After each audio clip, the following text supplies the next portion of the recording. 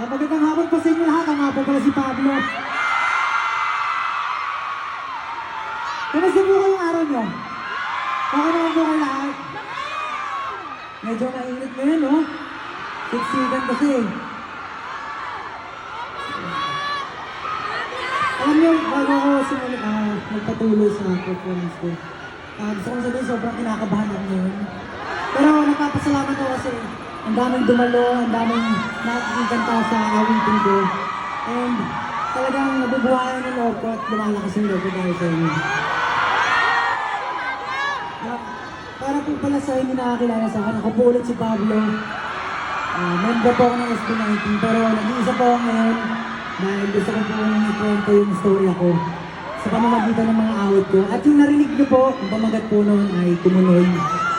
Isa po yun sa mga aura na naisulat ko nung talagang down na down ako sa buhay.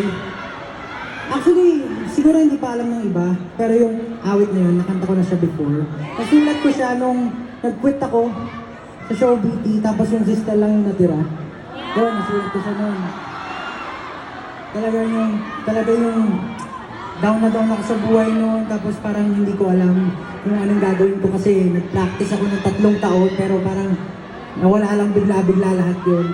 Pero nagpapasalamat ako syempre, yung awitin yun, hindi dahil sa pamilya, kaibigan, sa lahat ng tao na sumusuporta. Nakalimutan ko kasi na meron ako noon. Kasi parang masyado akong nag-focus lang sa nararamdaman ko. Pero thank God, sa awa ng Diyos, talagang nandito ako ngayon, kumakayo sa harap ngayon. Sana po nagustuhan niyo kung ano sa harap na inspire ko ito. Tapos dito, sa susunod na awit ko, ay huwag kayo magtulakan ha. Mag-succeedan tayo, so. Ayos pa yung mga nasa taas dyan. Okay pa kayo dyan? Please na, huwag tayo magtulakan. Enjoy lang natin yung music natin ngayon. Maraming salamat din sa... Ba't kalbo ko dyan? Ano ba yun? Makakanta tayo na... Hindi ko na tinulong! Baka mag-aalit yung iba! Ito naman, sa susunod na aawitin ko. Ito, sinulat ko to, 14 years old ako. 14 years old ako, ang dami ko ng arte agad. Ano pa ako, love you. Pero nakakatuwa lang kasi after 14 years na nakatago siya sa baon, na-release ko na siya. Dati naka-upload lang siya sa SoundCloud eh.